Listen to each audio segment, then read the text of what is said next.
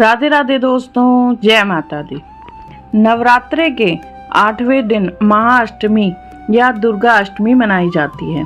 यह दिन माँ दुर्गा के पराक्रम और देवी शक्ति की याद में अत्यंत पावन माना गया है। बहुत समय पहले पृथ्वी पर अत्याचार बढ़ गया था।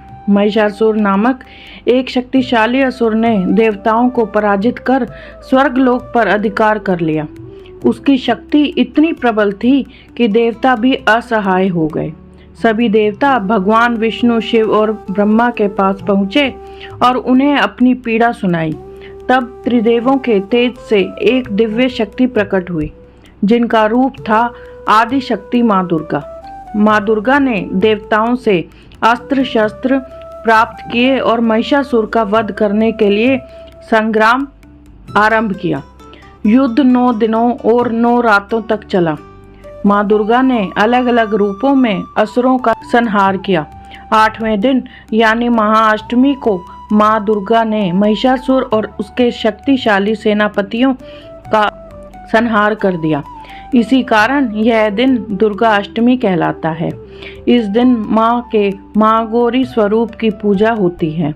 दुर्गा अष्टमी को असुरों पर विजय और धर्म की रक्षा का पर्व माना जाता है। इस दिन कन्या पूजन का विशेष महत्व है। दुर्गा सप्तशती का पाठ और हवन करने से माँ दुर्गा शीघ्र प्रसन्न होती हैं। इस प्रकार दुर्गा अष्टमी की कथा हमें यह सिखाती है, जब भी अधर्म और अन्याय बढ़ता है तो माँ दुर्गा जैसी शक्ति स्वयं प्रकट होकर भक्तों और धर्म की रक्षा करती है। पुराणों के अनुसार जब माँ दुर्गा ने असुरों का संहार किया, तब उनकी शक्ति से देवता प्रसन्न हुए। देवताओं ने माँ से प्रार्थना की कि हे माँ, कृपया करके बताइए कि कलयुग में हम आपके भक्त किस प्रकार आपकी पूजा करें, जिससे हमें आपका आशीर्वाद प्राप्त हो। माँ दुर्गा ने उत्तर दिया, कन्याएं स्वयं मेरे स्वरूप हैं। जब भी तुम उन्हें श्रद्धा से पूजो और उनका सत्कार करोगे तो मैं प्रसन्न होकर तुम्हारी सभी मनोकामनाएं पूर्ण कर दूंगी। इसी कारण कन्या पूजन को दुर्गा अष्टमी और नवमी पर विशेष महत्व दिया गया है। कन्या पूजन में 2 से 10 साल तक की कन्याओं को देवी का स्वरूप मानकर पूजते हैं। ये कन्याएं नव दुर्गा के 9 रूपों का प्रतीक मानी जाती हैं। मान्यता है कि कन्याओं को भोजन, वस्त्र और उपहार देने से माँ दुर्गा स्वयं प्रसन्न होती हैं। इससे घर में सुख शांति और समृद्धि आती है। कन्याओं के साथ एक छोटे बालक लंगूर को भी पूजा जाता है। लंगूर को हनुमान जी का प्रतीक माना जाता है। कन्याएं माँ दुर्गा के 9 रूपों का प्रतीक होती हैं।